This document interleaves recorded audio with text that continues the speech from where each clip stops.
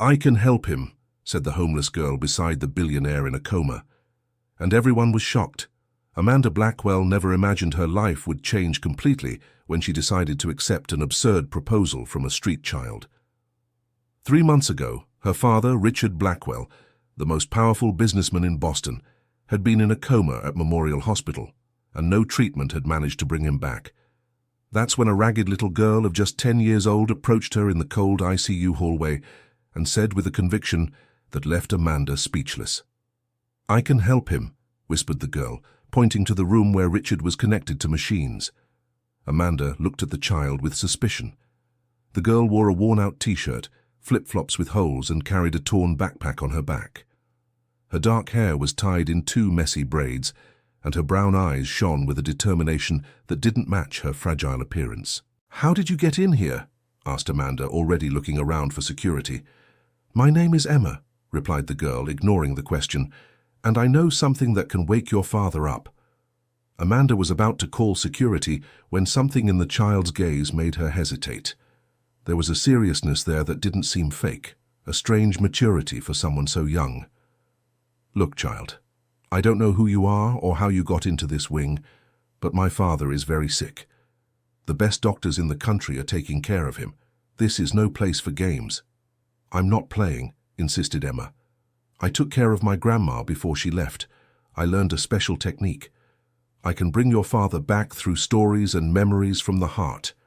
Amanda felt a mix of anger and despair. Over the past 3 months, she had heard from dozens of charlatans offering miracle cures, from faith healers to supposed miracle workers. They all just wanted money. "How much do you want?" she asked bitterly. "I don't want anything," replied Emma, surprising Amanda. "I just want to help." At that moment, Dr. Margaret Wilson, the neurologist in charge of the case, appeared in the hallway. She was a woman in her early 50s, with graying hair tied in a bun, always wearing her impeccable lab coat and carrying a serious expression. "Amanda, what is this child doing here?" asked the doctor. "Doctor, she says she can help my father," explained Amanda, somewhat embarrassed. Dr. Margaret looked at Emma with obvious irritation. "Child, this is a serious hospital. We don't have time for fantasies. How did you get past security?" "I live here," replied Emma simply. "What do you mean you live here?" asked Amanda. "In the back garden. No one bothers me there. I sleep under the big tree and eat what's left over from the kitchen." Amanda felt her heart tighten. The girl was homeless, probably an orphan, living on the hospital grounds. Dr. Margaret shook her head in disapproval. "I'm calling security. This child needs to be handed over to the proper authorities." "Wait," said Amanda, surprising herself. "What exactly do you do with stories and memories?" Emma moved closer, her eyes shining with hope. "My grandma didn't speak for a long time after she lost my grandpa. The doctors said she was giving up on living. But I found that when I told stories about happy moments they had lived together, she started to react. I talked about their love, about the good things that happened in her life, and she slowly got better." "That is completely unscientific," interrupted Dr. Margaret. "There's no evidence that emotional narratives can reverse deep comas." "But it doesn't hurt to try, does it?" asked Amanda, looking at the doctor. "Amanda, you're suffering so much. I understand your hopelessness, but we can't allow just anyone into the ICU. There are strict safety and hygiene protocols." Emma stepped forward. "I can prove it works. Let me try just once. If nothing comes of it, I'll leave and never bother you again." Amanda looked at the room where her father had lain motionless for so long. The doctors had already said the chances of recovery were minimal. What harm could one attempt do? One supervised session, Amanda decided, with the doctor present the entire time. Dr. Margaret Wilson sighed deeply. "Amanda, as the daughter and legal guardian, you have the right to make this decision, but I must record my complete disagreement with this procedure." "Noted," Amanda agreed. "But let's try. Dear listener, if you're enjoying the story, please take a moment to like and especially subscribe to the channel. It really helps us who are just starting out." Now continuing. An hour later, Emma was sitting beside Richard Blackwell's bed. The 68-year-old man looked small and fragile, connected to tubes and monitors. His grey hair was disheveled on the pillow, and his skin had lost the tan tone it always had. Amanda watched from the armchair nearby, while Dr. Margaret Wilson checked the monitors attentively. "May I begin?" asked Emma. Amanda nodded, though she felt her heart racing with nervousness. Emma placed her small hand on Richard's arm and began to speak in a soft, caring voice. "Mr. Richard, my name is Emma. I've come here to tell you a story. It's a story about a very brave man who saved an entire family many years ago." Amanda looked at the girl with curiosity. What story was this? "It was a night of heavy rain in Boston," Emma continued. "An old building in the Beacon Hill neighborhood caught fire. The families living there were desperate, screaming for help from the windows. The firefighters hadn't arrived yet." Emma's voice was hypnotic, full of details that made the story seem real. "But there was a young man passing by on the street at that moment. He was only 22, strong and brave. When he saw the fire and heard the screams, he didn't think twice. He entered the burning building to save the people." Amanda noticed that the monitors began to beep slightly differently. Dr. Margaret Wilson approached the devices with a puzzled expression. "First, he went up to the second floor and helped an elderly lady down the stairs," Emma went on. "Then he went back to get a young couple with a baby. And lastly, he saved a little girl, only 5 years old, who was alone and very scared." "What's happening with the monitors?" asked Amanda. "The vital signs are different," murmured Dr. Margaret Wilson. "There's a subtle change in brain activity." Emma continued telling the story as if nothing else in the world existed besides her and Richard. "That brave young man was named Richard. He managed to save the entire family. No one was seriously hurt because of his courage. But after that day, Richard was never quite the same. He carried that memory in his heart as the most important thing he ever did in his life." Amanda felt a shiver run down her spine. How did this girl know such a specific story about her father? She had never heard about this episode. "But time passed," Emma continued, now in a lower, more emotional voice. "Richard grew up, became an important businessman, built a beautiful family. Only sometimes, on quiet nights, he would remember that family he saved and wonder what had happened to them." The monitors now showed clearly different activity. Dr. Margaret Wilson was writing everything down on her clipboard, visibly surprised. "The girl he saved was named Ruth," said Emma. "She grew up, got married, had children and grandchildren, and she never forgot the brave young man who risked his own life to save her. Until her last day, she told that story to her family."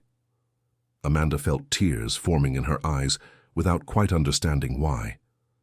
"Ruth always told her granddaughter, 'One day when I'm gone, you need to find this man and thank him for me.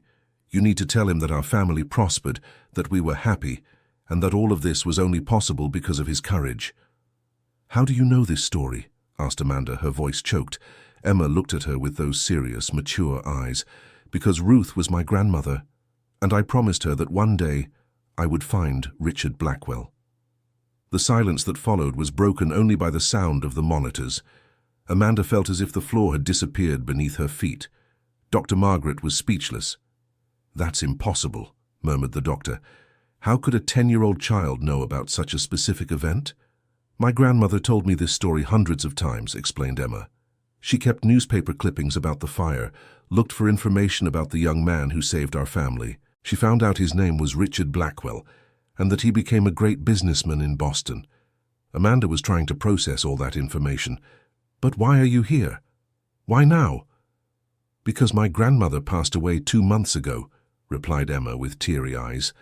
"And before she left, she made me promise that I would find Mr. Richard and tell him that the family he saved was very happy.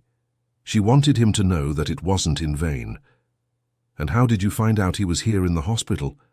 "I lived with my grandmother in a small house in the Dorchester neighborhood. After she passed, I had nowhere else to go. I wandered around the city, sleeping in different places. One day, I overheard some people talking about the businessman Richard Blackwell, who was hospitalized here. I knew right away it was him." Dr. Margaret checked the monitors again. "Amanda, I need to be honest with you. Your father's brain signals have definitely changed since the girl started talking. There's activity in the areas related to emotional memory. Does that mean he can hear? It's possible. A coma is a very complex state. Sometimes patients have partial awareness of what's happening around them. Emma got up from the chair. Can I come back tomorrow to tell more about my grandmother?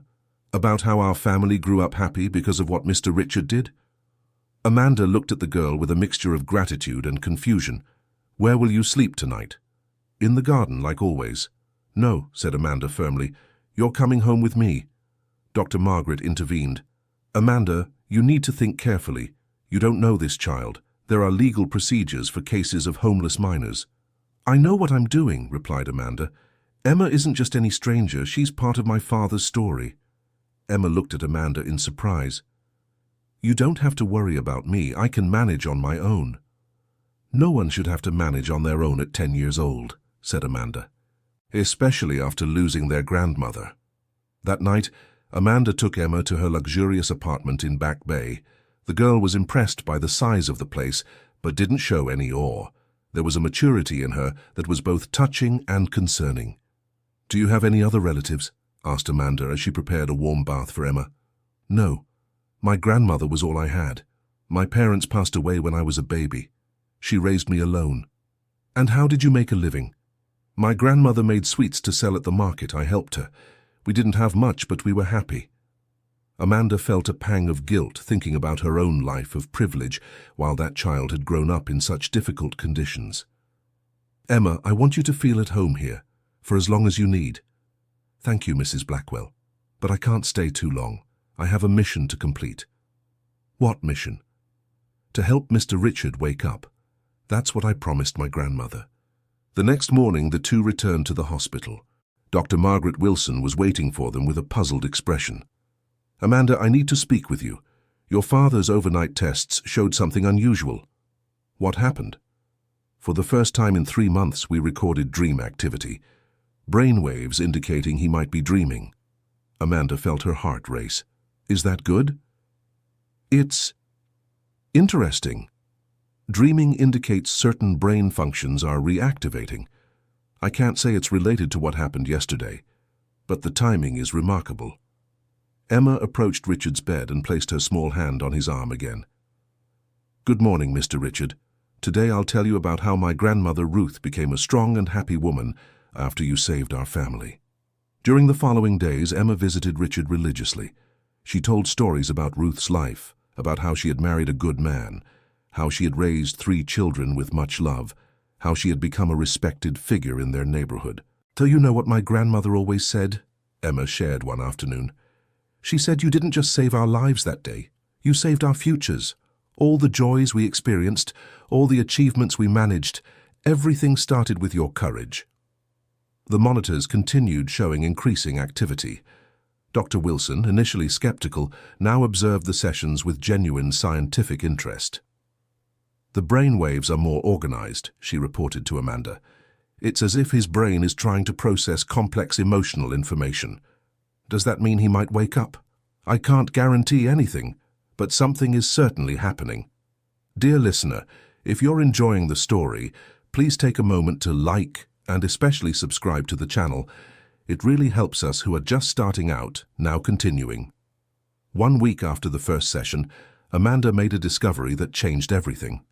She was organizing her father's personal papers when she found an old box stored at the back of his home office. Inside were yellowed newspaper clippings, never sent letters, and old photographs. The clippings were about the fire in the Beacon Hill neighborhood, dated 46 years ago. The headlines spoke of the young hero who had saved a family from the flames. One photo showed a 22-year-old Richard being interviewed by reporters.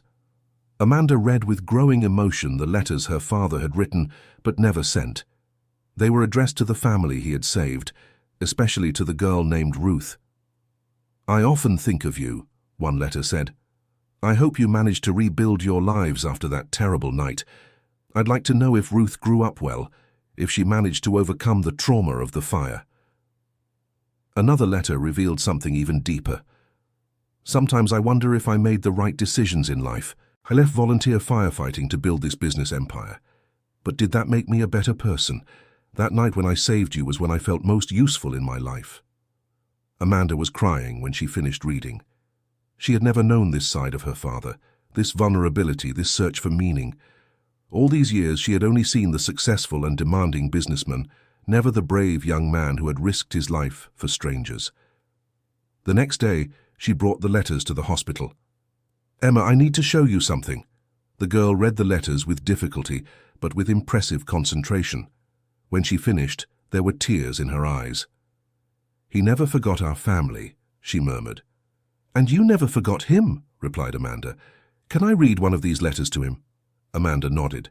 Emma approached Richard and began reading in her soft voice. "Mr. Richard, your daughter found a letter you wrote to my grandmother Ruth. You say here, 'Dear Ruth, I hope you became a strong and happy woman, that you found love, that you achieved your dreams, that you raised a beautiful family.'" The monitors went off. Brain activity increased dramatically. "Doctor," called Amanda. Dr. Margaret Wilson rushed to the monitors. "What's happening?" "The brain waves are showing patterns we haven't seen in months. It's as if he's trying to wake up." Emma continued reading. "Sometimes I dream about that night and wonder if I made a difference in your lives. I hope so. I hope you were happy." That's when something happened that left everyone frozen. A tear ran down Richard's face. "He's crying," whispered Amanda. "This is neurologically significant," said Dr. Wilson. "Physical, emotional responses indicate complex brain connections are functioning." Emma leaned closer to Richard. "Mr. Richard, my grandmother was very happy. She married Mr. Harold, who was a bus driver and the kindest man in the world. They had 3 children, Susan, David, and Jennifer. Susan became a teacher, David became a mechanic, and Jennifer became a nurse." With every detail Emma shared, the monitors showed more activity. "And me, Mr. Richard, I'm Jennifer's granddaughter. My mother was named Melissa. She was very beautiful and smart, but she passed when I was little, so my grandmother Ruth raised me with all the love in the world." Amanda watched fascinated as Emma managed to create such a deep connection with her father. The girl spoke as if she were talking to an old friend, not to a man in a coma. "You know what my grandmother loved most to tell about you?" continued Emma. "She said that when you carried her out of the burning building, you whispered in her ear, 'Everything will be all right, little one. You'll grow up and be very happy.'" Richard moved his lips slightly, as if trying to speak. "He's trying to say something," noted Dr. Wilson. "Keep going, Emma," encouraged Amanda. "And my grandmother grew up and was very happy indeed, Mr. Richard. She always said you were right, that she managed to overcome that terrible day because you gave her courage. You planted a seed of hope in her heart." In the following weeks, Emma's sessions became the most anticipated event of each day. Amanda began to participate more actively, also sharing memories of her own childhood with Richard. "Daddy, do you remember when you taught me to ride a bike?" said Amanda. "I was so afraid of falling, but you ran beside me holding the seat until I gained confidence." "And you know what's most beautiful?" added Emma. "My grandmother said you did the same thing with her, gave her a hand when she needed support the most." Dr. Wilson was documenting everything meticulously. The neurological progress was undeniable, although she still struggled to find a traditional scientific explanation. "Amanda, I need to be honest," the doctor said one afternoon. "What's happening here challenges much of what we've learned about coma states. I'm considering presenting this case at medical conferences. Do you think it really has to do with Emma's stories? I can't prove it scientifically, but the temporal correlation is impossible to ignore. Every emotional session corresponded to peaks in brain activity." That night, Amanda was home with Emma when the girl asked a question that caught her off guard. "Ms. Amanda, why did you and Mr. Richard argue?" "How do you know we argued?" "I see it in your eyes. There's a sadness there that isn't just because he's sick." Amanda sighed. She had forgotten how perceptive children can be. "Emma, my father and I had different visions for the business.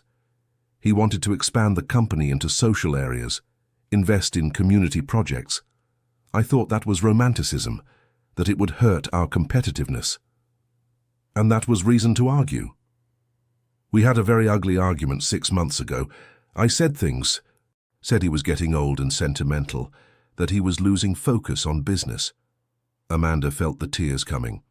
Those were the last words we exchanged before the accident that led to the coma. He left the office that day, and said he was going to prove to me that there was still time to make a difference in people's lives. And that's when he had the accident?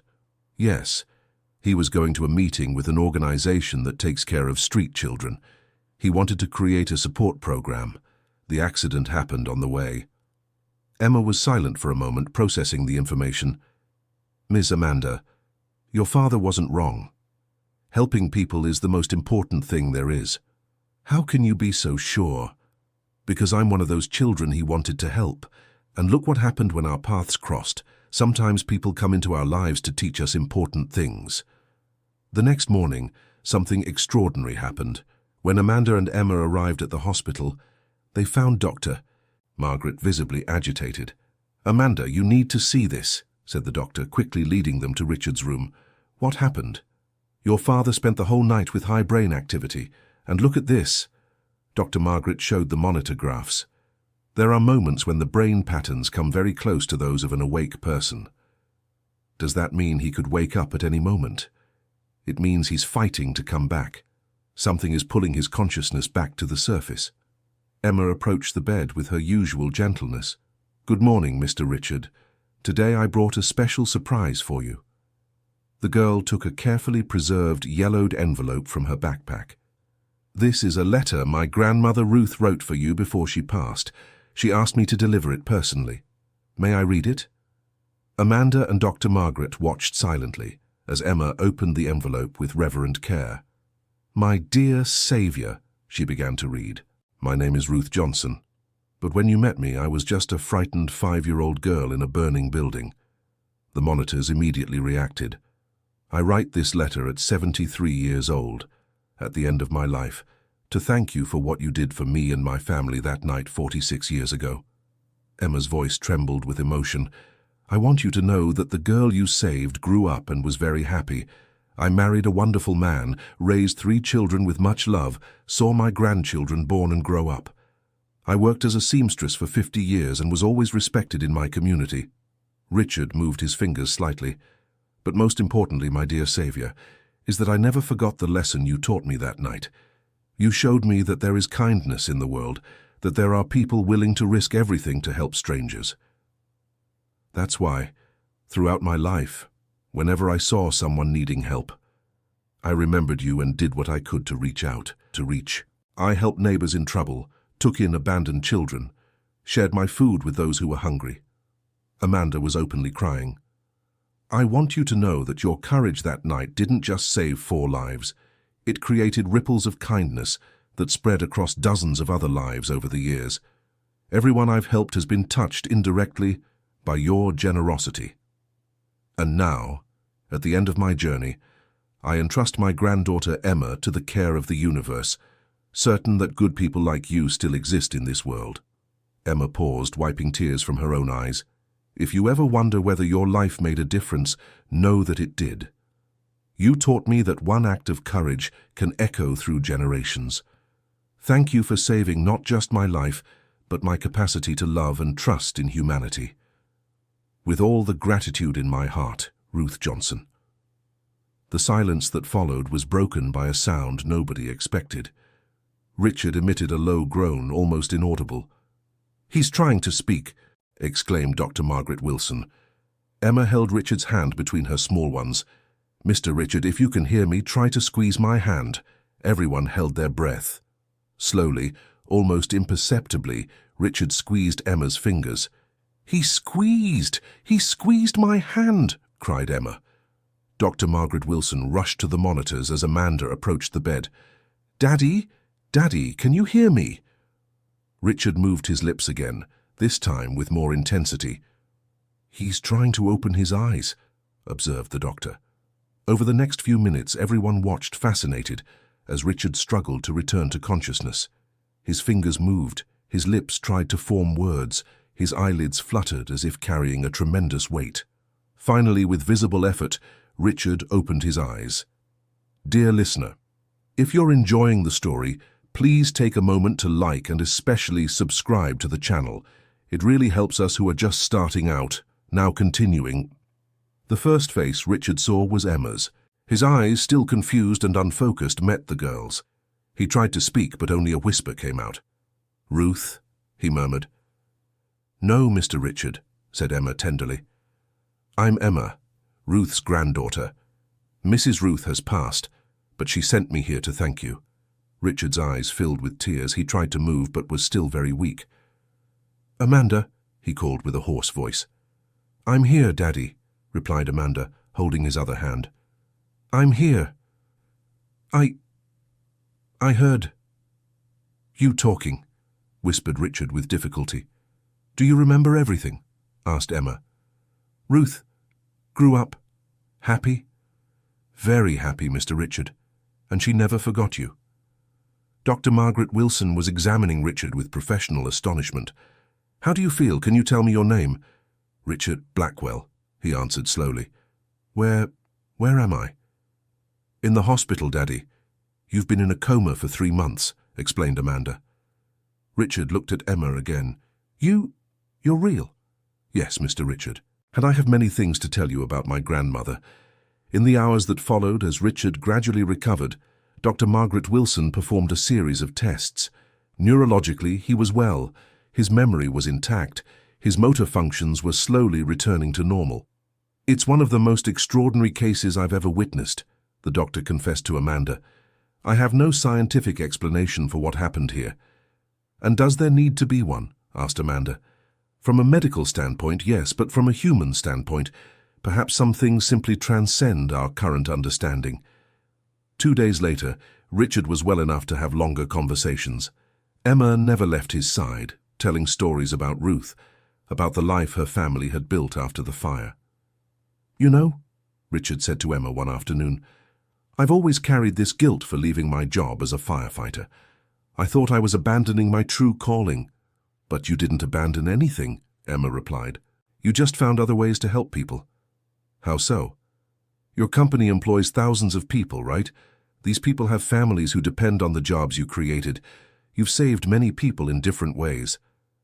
Amanda watched the wisdom of that 10-year-old girl and felt humbled by her own limited emotional maturity. Emma is right, Dad. It took me a while to understand this, but you always wanted to make a difference. I was the one focused only on the numbers. Richard looked at his daughter tenderly. Amanda, the last words we exchanged, they don't matter anymore, Dad. What matters is that you came back. But they do matter. You were right to question my plans. I should have explained better why I wanted to invest in social projects. You don't need to explain anything to me. I'm the one who needs to apologize for being so harsh. Emma watched that reconciliation with a satisfied smile. You know what my grandmother always said? That good people find a way to understand each other when the love is real. Richard chuckled softly. Your grandmother was very wise. Yes, she was. And she would be very happy to see you awake and talking with your daughter. A few days later, when Richard was already preparing to be discharged, he called Amanda and Emma for a serious talk. I have an important decision to announce, he said. What is it, Dad? I want to adopt Emma, officially. She will be my daughter too. Emma's eyes widened. Are you sure? Yes, I am. You brought me back to life, literally. And more than that, you taught me that family isn't just about blood. It's about love. It's about care. It's about being there when someone needs you. Amanda smiled. I would love to have a sister. And I would love to have a real family, replied Emma, throwing herself into Richard's arms. 3 months later, the adoption papers were finalized. Emma Johnson Blackwell now officially had a family.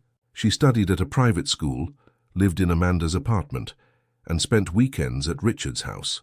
But the most significant transformation had happened in the family business. Richard and Amanda created together the Blackwell Foundation, an organization dedicated to helping children at social risk. Our first project, announced Richard at a board meeting, will be a children's home for kids who have lost their families, and our main consultant will be Emma. Dad, she's only 10 years old, protested Amanda. And she knows the reality of these children better than any of us, Richard retorted. Emma had become a kind of bridge between two worlds. She helped the Blackwell family understand the real needs of children in vulnerable situations, while using her new position to help other children like her. You know what's most beautiful about this whole story? Emma said to Amanda one afternoon, while they visited the land where the children's home would be built. "What? My grandmother always said that kindness comes back. Mr. Richard saved our family many years ago. I saved him from the coma, and now he's going to save many other children." "It's like a circle," agreed Amanda. "Exactly. A circle of kindness that never stops turning." Dr. Margaret Wilson, who had followed Richard's entire recovery process, ended up becoming the doctor responsible for the healthcare of the future center. She never managed to explain scientifically what had happened, but she became an advocate for therapy through emotional connections. "You know," she said during one of Richard's last appointments, "I've learned more about medicine these past few months than in 20 years of practice. I learned that healing isn't just about medicine and procedures. It's about hope. It's about love. It's about giving people a reason to want to come back." "And what else did you learn?" asked Emma. "That sometimes the best doctors don't wear white coats. Sometimes they're 10 years old and carry love stories in their hearts." 1 year after Richard woke up, the Ruth Johnson Children's Home was inaugurated. It was a beautiful and welcoming place where children who had lost their families could find care, education, and most importantly, hope. On Inauguration Day, Richard gave an emotional speech. "This center exists because of a chain of kindness that began 47 years ago. A 5-year-old girl was saved from a fire, grew up with love in her heart, taught that love to her granddaughter, and that granddaughter brought me back to life so we could help other children." Emma, now 11 years old and visibly healthier and happier, stepped up to the microphone. "My grandmother Ruth always said that when someone helps you, you have to find a way to help someone else. That's how the world gets better. One person helping another, always." In the audience, dozens of children already being cared for by the center applauded. Many of them had stories similar to Emma's, and found in her an older sister who understood them deeply. Amanda, who had become a much more humane and empathetic executive, looked at that scene with deep gratitude. Her relationship with her father had completely transformed. They were now true partners, united not just by business, but by a common mission to make a difference. "Daddy," she said during the inauguration party, "thank you for teaching me that success isn't just about money. And thank you for giving me a second chance to be a better father," replied Richard. "And thank you both for giving me a family," added Emma, hugging them both. That night, when the party was over and everyone had gone home, Emma asked to visit her grandmother's grave. It was the first time she had been there since the adoption. "Grandma Ruth," she said, placing fresh flowers on the simple grave, "I kept my promise. I found Mr. Richard, he woke up from the coma, and now we're helping many children. You would be proud." The wind rustled the trees in the cemetery, and Emma smiled as if she had received an answer. "And Grandma, I found a real family, a family that loves me and that I love too. The circle of kindness that began with you keeps turning." Amanda and Richard watched from a distance, respecting that intimate moment between Emma and her grandmother. "Do you think Ruth knew this would happen?" asked Amanda. "I think mothers and grandmothers always know more than they show," replied Richard. "She sent Emma to me at the exact moment I needed it, and at the exact moment Emma needed a family. It wasn't a coincidence, was it?" "I don't believe in coincidences of that magnitude. I believe some people come into our lives to teach us, to heal us, to transform us." 2 years later, the Ruth Johnson Children's Home had become a national benchmark in caring for vulnerable children. Emma, now 13, helped train psychologists and social workers on how to understand the reality of these children. Dr. Margaret Wilson had published scientific articles on Richard's case, launching a new line of research on therapies based on deep emotional connections. Hospitals across the country began implementing similar programs. Amanda had become one of the most respected businesswomen in the country, not just for her financial success, but for the social impact her projects generated. She often gave talks about how purpose had transformed her business vision. Richard, at 70 years old, had found in the final phase of his life the meaning he had always sought. The former businessman focused solely on profits had become a dedicated philanthropist, investing most of his fortune in social projects. "You know," he said to Emma one afternoon while visiting one of the center's units, "I used to measure my success by the company's numbers. Now I measure it by the transformation stories I witness here.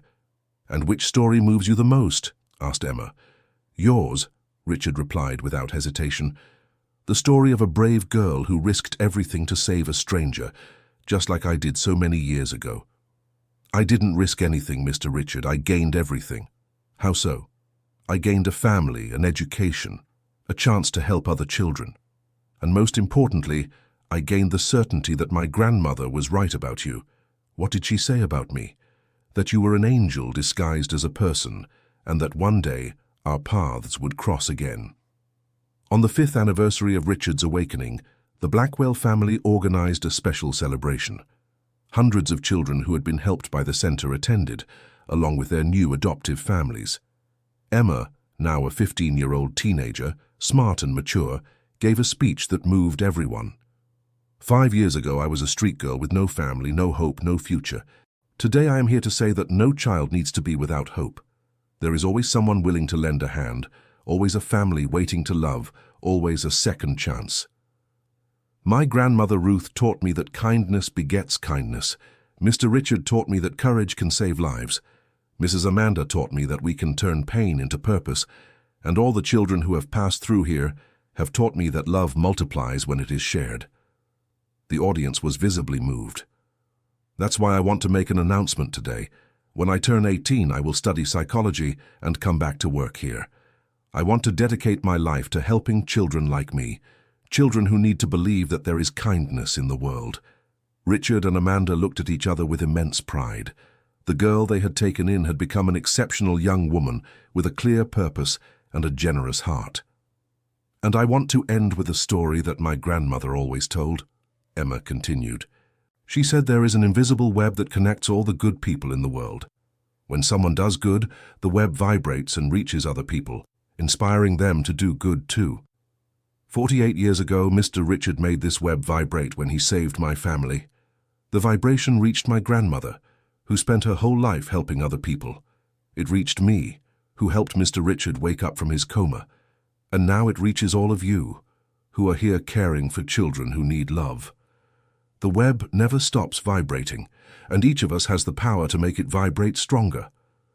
When Emma finished speaking, silence was followed by applause that lasted several minutes.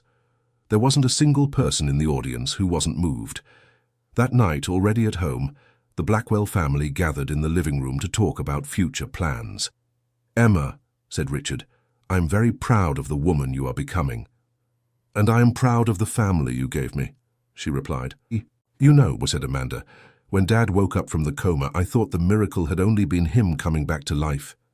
But now I see that the real miracle was all the transformation that happened afterward. How so? Asked Emma. We became better people. Our company became a force for good. Hundreds of children found families.